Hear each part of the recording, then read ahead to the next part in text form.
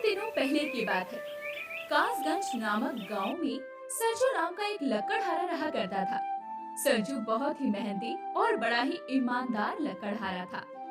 वो दुनिया में अकेला ही था। गांव के लोग सरजू को बहुत प्रेम किया करते थे। गांव वालों ने मिलकर पड़ोस के गांव की एक लड़की आरती से सरजू का विवाह करवा दिया। आरती दुल्हन बनकर सरजू के घर आ गई। आरती ने आते ही सारा घर देखा। फिर वो सरजू से बोली, सरजू ये क्या? हमारे घर में तो जरूरत की सारी चीजें भी नहीं है। खाना बनाने के सिर्फ ये 4 ही बर्तन रखे हुए हैं और ना ही कपड़े रखने के लिए अलमारी है और ना ही जरूरत का कोई और सामान। ऐसा क्यों? आरती, मेरे माता पिता बचपन में ही भगवान को प्यारे हो गए थे। मैं दुनिया में अकेला ही हूँ, इसीलिए मैंने ज्यादा सामान ही नहीं लिया। और सच बताऊं तो मेहनत मजदूरी करके जो थोड़े बहुत पैसे आते हैं उससे मेरा गुजारा ही चल पाता है। लेकिन अब मैं और ज्यादा मेहनत करूंगा और गृहस्थी का सारा सामान खरीद लूंगा। तुम चिंता मत करो। आरती सरजू की बात सुनकर खुश हो जाती है। लेकिन जैसे जैसे दिन बीतते हैं, आरती देखती है कि सरजू केवल उतना ही कमा पाता था जिससे वो पेट भरकर खाना ही खा सकते थे। एक दिन आरती सरजू से बोली, अजी ऐसा कब तक चलेगा? इतने कम पैसों में तो केवल हमारा ही गुजारा हो पाता है। हम ना ही घर का कोई सामान खरीद पाते हैं और ना ही कुछ और। यहाँ तक कि मेरी सारी चूड़ियाँ खराब हो गई है, लेकिन नई चूड़ियाँ लेने के लिए भी मेरे पास पैसे नहीं है। अगले दिन सरजू जंगल जाता है और थोड़ी ज्यादा लकड़ियाँ काटकर गांव लाकर बेचता है। उसके बाद सरजू आरती के लिए रंग बिरंगी चूड़ियाँ खरीदता है और शाम को उसे देते हुए कहता है, आरती, तुमने कहा था ना कि तुम्हें रंग बिरंगी चूड़ियाँ चाहिए, तो ये लो, मैं तुम्हारे लिए ये चूड़ियाँ लाया हूँ। आरती चूड़ियाँ देखकर खुश हो जाती है। फिर वो सरजू से कहती है, ये तो आपने बड़ा ही अच्छा किया जो आप मेरे लिए चूड़ियाँ ले आए। अगले दिन सरजू फिर थोड़ा ज्यादा काम करता है और आरती के लिए आते जाते एक तरबूज लेकर आता है। आरती वो तरबूज देखकर बहुत खुश हो जाती है। अब आरती की फरमाइशें लगातार बढ़ती जा रही थी और सरजू बहुत मेहनत करके भी आरती की फरमाइशें पूरी नहीं कर पा रहा था।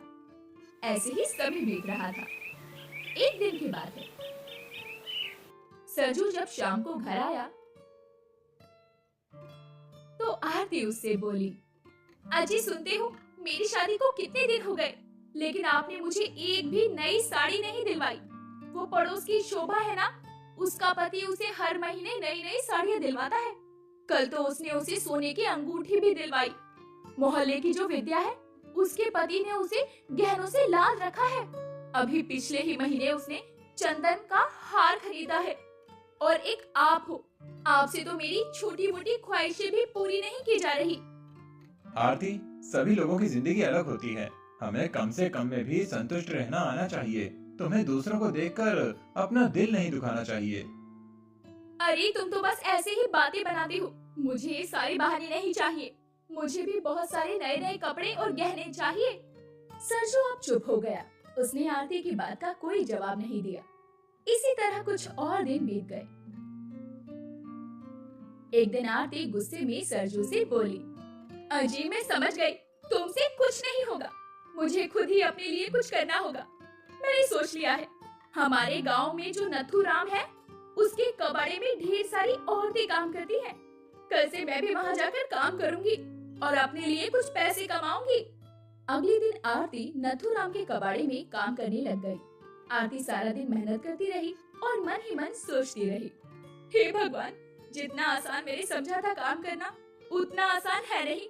इतना काम मुझसे तो नहीं होगा। आरती ऐसा कह रही थी कि तभी उसके हाथ में एक अजीब सा पीतल का चादर लगा, जो कि किसी कॉपी के पन्ने जितना बड़ा था। आरती ने उस चादर को उठाया और ध्यान से देखा। आरती उसे देखकर चौंक गई। वो अपने आप से बोली, अरे ये क्या? ये तो किसी खजाने का नक्शा लगता है। इसमें हीरा भी बना हुआ है, पेड़ भी और रास्ते भी। ये जरूर किसी खजाने का नक्शा है। इसे लेकर चुपचाप यहाँ से निकल जाती हूँ। यही सोचकर आरती वो चादर लेकर जाने लगी। तभी नथुराम बोला, अरे आरती, कहाँ भागी जा रही हो? अपना पेमेंट तो लेती जाओ। नथुराम भैया, मुझे कुछ काम याद आ गया। मैं पेमेंट कल ले जाऊंगी, अभी तो मैं जा रही हूँ। आरती भागते हुए अपने घर आई और सरजू का इंतजार करने लगी। थोड़ी बहुत देर बाद जब सरजू आया तो आरती सरजू को तांबे की चादर दिखाती हुई बोली, देखिए ना मेरे हाथ क्या लगा है। ये तो कोई तांबे का टुकड़ा लगता है आरती। अजी आप भी ना जरा ध्यान से देखिए, ये तांबे का टुकड़ा नहीं, किसी खजाने का नक्शा लगता है। इसमें पेड़ बने हैं, रास्ता बना है और हीरे भी बने हुए दिखाई दे रहे हैं। ये पक्का ही किसी खजाने का रास्ता है। आप ये बताइए, क्या आप इस रास्ते को पहचानते हैं? सरजू ने उस नक्शे को ध्यान से देखा और बोला, हाँ आरती, ये तो हमारे ही जंगल का नक्शा है। मैं जंगल को भली भांति जानता हूँ, इसीलिए मुझे पता है कि ये हमारे जंगल का नक्शा है। हे भगवान, तूने तो मेरी नैया ही पार लगा दी। अजी सोच क्या रहे हैं? अगर आपको इस रास्ते के बारे में पता है तो चलिए ना, हम अभी इसी खजाने की तलाश में निकलते हैं। आरती, मुझे लगता है कि लालच में नहीं आना चाहिए। तुम छोड़ो ना इस खजाने वजाने का चक्कर। आप कान खोल कर सुन लीजिए, ये खजाना मुझे हर हाल में चाहिए। मैं आपकी एक बात भी नहीं सुनूंगी। हाँ बस, अब चुपचाप मेरे साथ जंगल चलिए। सरजू के मना करने पर भी जब आरती नहीं मानती तो सरजू आरती के साथ जंगल की ओर निकल जाता है और सरजू खजाने के नक्शे को देखकर कहता है, खजाने के नक्शे में ये जो पेड़ दिखाई दे रहा है, ये तो जंगल के बाईं तरफ है और खजाने का रास्ता भी इसी पेड़ से शुरू है।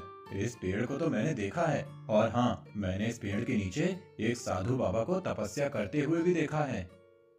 चलिए हम इस पेड़ की तरफ चलते हैं। फिर वो लोग उस पेड़ की तरफ निकल जाते हैं। जल्दी ही वो उस बड़े से पेड़ के नीचे पहुंच जाते हैं और देखते हैं कि एक साधु बाबा तपस्या कर रहे हैं। दोनों साधु बाबा को प्रणाम करके वहाँ बैठ जाते हैं और खजाने का नक्शा दिखाते हुए उनसे पूछते हैं, साधु महाराज, मेरी पत्नी को ये खजाने का नक्शा मिला है और वो कह रही है कि उसे ये खजाना चाहिए। कृपया करके अगर आपको इस खजाने का रास्ता समझ आ रहा है तो हमें बता दीजिए।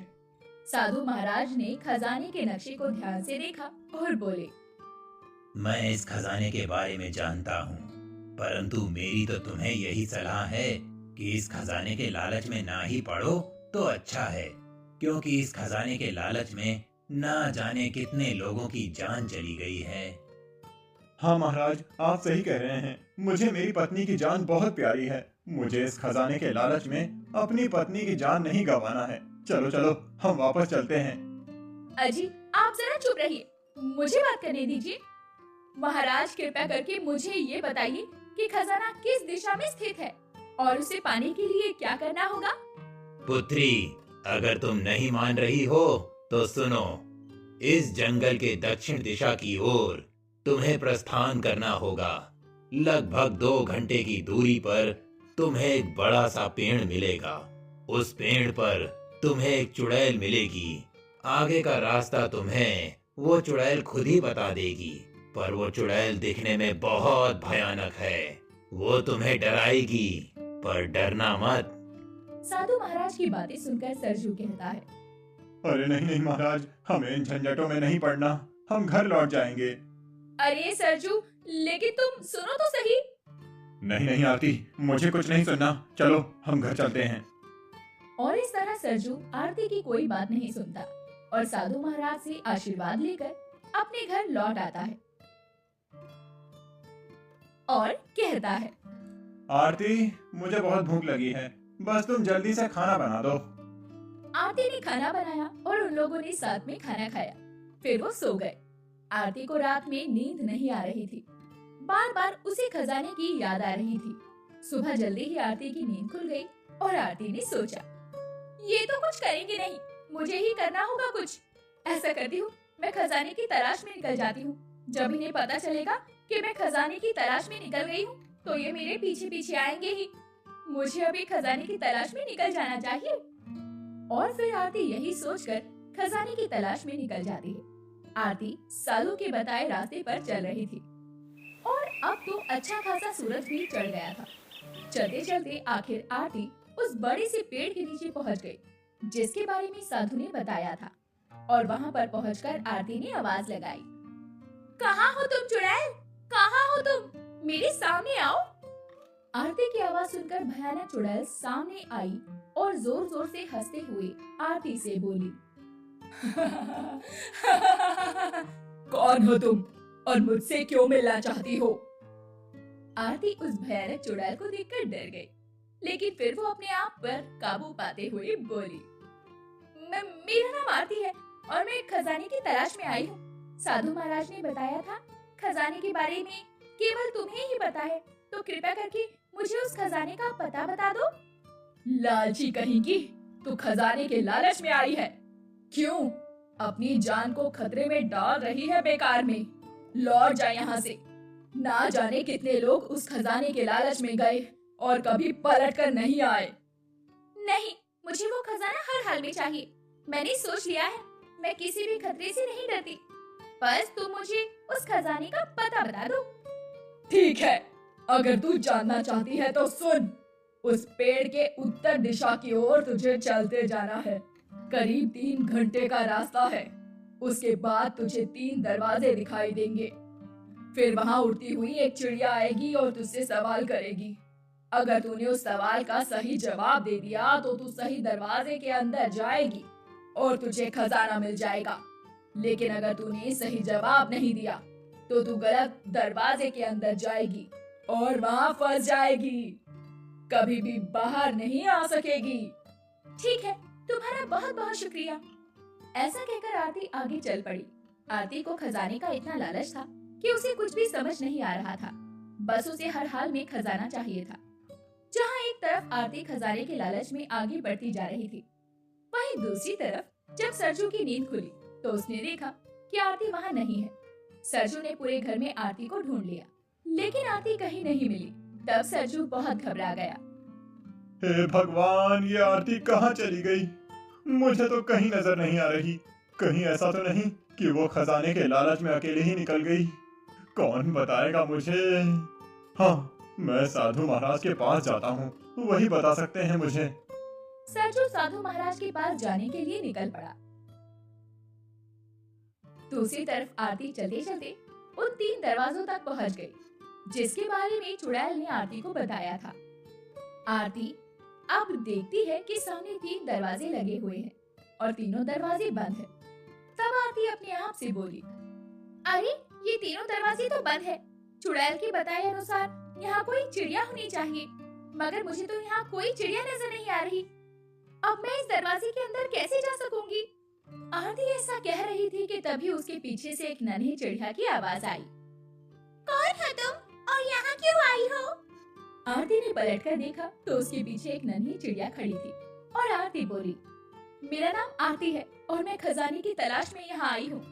अच्छा, तो तुम्हें खजाना चाहिए? ठीक है, तुम्हें खजाना मिल जाएगा, लेकिन तुम्हें मेरे एक सवाल का जवाब देना होगा। अगर तुमने सही जवाब दिया तो सही दरवाजा खुलेगा, लेकिन कहीं अगर तुम सही जवाब नहीं दे पाई तो गलत दरवाजा खुलेगा। ठीक है नन्ही चिड़िया, मुझे मंजूर है, तुम सवाल पूछो। मनुष्य जीवन में वो कौन सी चीज है जिसे मनुष्य को हर हाल में प्राप्त करना चाहिए, परंतु वो प्राप्त करना बड़ा ही मुश्किल है? नन्ही चिड़िया, ये सवाल तो बहुत ही आसान है और उसका जवाब भी आसान है। धन के बिना जीवन एक पतझड़ के झड़े हुए पत्तों के पेड़ की तरह है। इसलिए मनुष्य को अपने जीवन में धन अवश्य हासिल करना चाहिए और धन हासिल करना बहुत मुश्किल भी है। आरती के ऐसा कहते ही दरवाजा खुल जाता है। आरती खुश हो जाती है और दरवाजे के अंदर चली जाती है और वो दरवाजा बंद हो जाता है। दूसरी तरफ सरजू साधु महाराज के पास पहुंचता है और उन्हें आरती के ना मिलने की बात बताता है।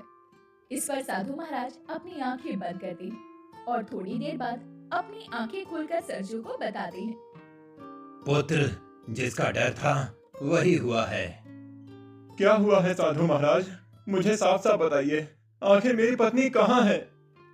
पुत्र, तुम्हारी पत्नी खजाने की तलाश में अकेले ही निकल पड़ी थी। वो 3 दरवाजों तक पहुंच गई है, जिसमें से एक दरवाजे के अंदर वो खजाना है, परंतु समस्या ये है कि वो गलत दरवाजे के अंदर जाकर फंस गई है और हमेशा हमेशा के लिए फंस गई है। अब वो कभी उस दरवाजे से बाहर नहीं आ सकती। नहीं नहीं साधु महाराज, ऐसा मत कहिए। मैं अपनी धर्म पत्नी से बहुत प्रेम करता हूँ। गलती उसकी नहीं है, गलती मेरी ही है कि मैं उसकी आवश्यकताओं को पूरा नहीं कर पाया। इसीलिए उसे खजाने का लालच गलत दरवाजे तक ले गया। कृपया करके मुझे कोई समाधान बताइए। मैं अपनी पत्नी के लिए कुछ भी कर सकता हूँ, परंतु मुझे उसे बाहर लाना ही होगा। ठीक है वत्स, अगर तुम अपनी पत्नी को वापस लाना चाहते हो तो एक ही तरीका है, तुम्हें उस खजाने तक पहुंचना होगा। उस खजाने के बगल में ही एक ठंडी सफेद पानी की नहर बहती है। तुम्हें वो पानी लाकर उस प्यासी चिड़िया को पिलाना होगा, तभी तुम्हारी पत्नी बाहर आ पाएगी।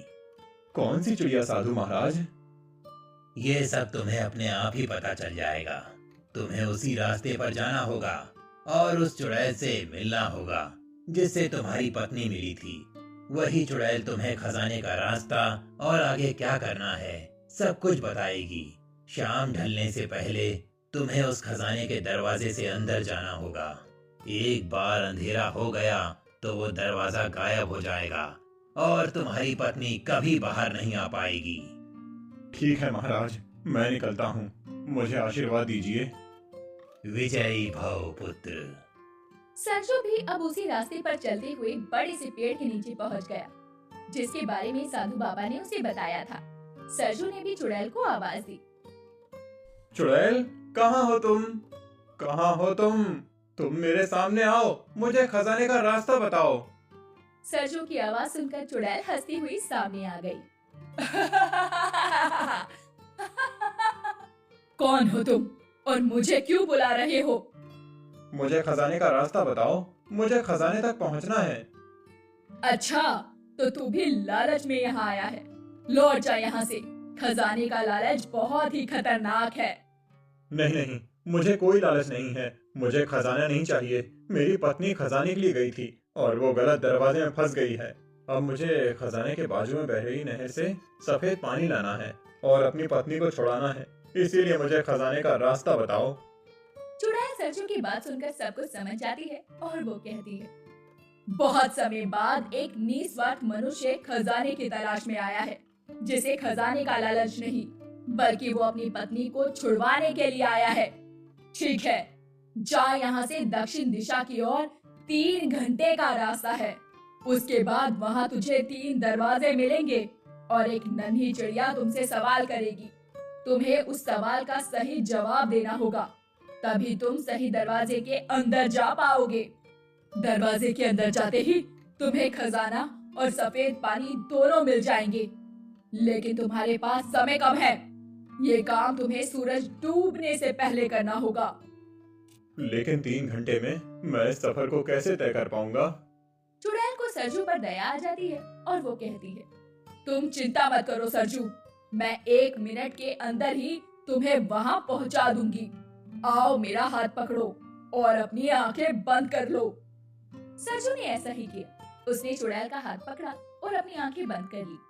चुड़ैल जादू से गायब हो गई और 1 मिनट के अंदर ही उसने सरजू को उन 3 दरवाजों के सामने लाकर खड़ा कर दिया और वो बोली, आगे का सफर तुम्हें खुद तय करना होगा।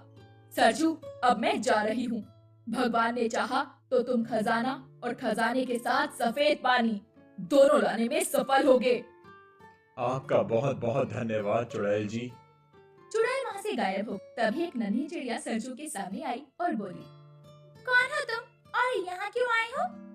नन्ही चिड़िया, मेरी धर्म पत्नी इन 3 दरवाजों में से किसी एक गलत दरवाजे के पीछे कैद हो गई है। मैं उसी को वापस लेने के लिए आया हूँ। अच्छा, तो तुम उसे वापस लेने आए हो?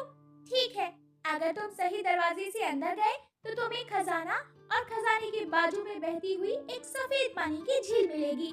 अगर तुम वो पानी मुझे लाकर पिला दोगे तो तुम्हारी पत्नी तुम्हें वापस मिल जाएगी, लेकिन उसके लिए तुम्हें मेरे एक सवाल का सही जवाब देना होगा। लेकिन याद रखना, अगर तुमने गलत जवाब दिया तो तुम भी अपनी पत्नी की तरह गलत दरवाजे में हमेशा के लिए कैद हो जाओगे। मुझे भगवान पर पूरा भरोसा है कि वो मेरी पत्नी और मुझे जुदा नहीं होने देंगे। तुम सवाल पूछो, मैं जवाब देने के लिए तैयार हूँ। तो बताओ, मनुष्य जीवन में वो कौन सी चीज है जिसे मनुष्य को हर हाल में प्राप्त करना चाहिए, पर वो प्राप्त करना बड़ा ही मुश्किल है? नन्ही चिड़िया, बस इतना आसान सवाल? तो सुनो, मनुष्य जीवन में मनुष्य को संतुष्टि प्राप्त करना चाहिए, परंतु संतुष्टि प्राप्त करना दुनिया का सबसे मुश्किल काम है, क्योंकि मानव का हृदय लालच से भरा हुआ होता है और मनुष्य को संतुष्टि तभी प्राप्त होती है जब वो अपने हृदय के लालच पर विजय पाले। अरे वाह, तुमने तो बिल्कुल सही जवाब दिया। सरजू, तुम बिल्कुल भी लालची नहीं हो, तुम एक सच्चे मनुष्य हो, इसीलिए तुमने इस सवाल का सही सही जवाब दिया। जाओ, तुम्हारे लिए सही दरवाजा खुला है, तुम इस दरवाजे से सरजू उस दरवाजे से अंदर चला गया। अंदर जाकर सरजू ने देखा कि वहाँ बहुत सारा खजाना पड़ा हुआ था और खजाने के बाजू से ही एक सफेद पानी की नहर बह रही थी। सरजू ने वहाँ पर एक बर्तन में पानी को भर लिया और वापस आने लगा। तभी खजाने से एक देवी प्रकट हुई और बोली, युवक, तुम खजाना लेने के लिए आए थे और बिना खजाना लिए वापस लौट रहे हो। इस खजाने पर तुम्हारा अधिकार है, तुम इसे ले जाओ। नहीं देवी, मुझे खजाने का कोई लालच नहीं है। मैं तो केवल अपनी धर्म पत्नी को वापस लेने के लिए आया हूँ। मुझे इस खजाने में से कुछ नहीं चाहिए। मुझे अपनी मेहनत पर पूरा भरोसा है। तुम बहुत अच्छे इंसान हो, परंतु फिर भी तुम्हें ये खजाना ले जाना ही होगा। इस गुफा का यही नियम है, जो इस गुफा तक पहुंच जाता है उसे खजाना लेना ही होता है। जो आज्ञा देवी, आप जो कुछ भी मुझे दे दोगी, मैं उसे प्रसाद समझकर ग्रहण कर लूंगा।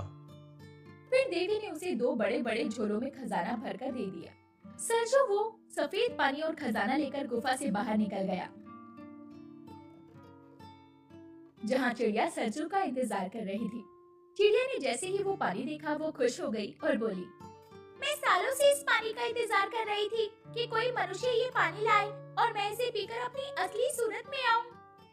चिड़िया ने वो पानी पिया और एक परी में बदल गई और वो परी बोली, तुम्हारा बहुत बहुत धन्यवाद सरजू। मैं परी लोग की परी हूँ। किसी श्रापवश मैं चिड़िया बनकर यहाँ पहरा दे रही थी, लेकिन आज ये पानी पीकर मैं आजाद हो गई। मैं जा रही हूँ। जिस दरवाजे से अंदर जाऊंगी उस दरवाजे से तुम्हारी पत्नी बाहर आ जाएगी। परी ने सरजू को जादू से एक घोड़ा देते हुए कहा, सरजू, मेरा ये जादुई घोड़ा तुम्हें बिजली की रफ्तार से इस खजाने और तुम्हारी पत्नी सहित तुम्हारे घर पहुंचा देगा। ये कहकर परी एक दरवाजे से अंदर गई और वहां से आरती बाहर आई।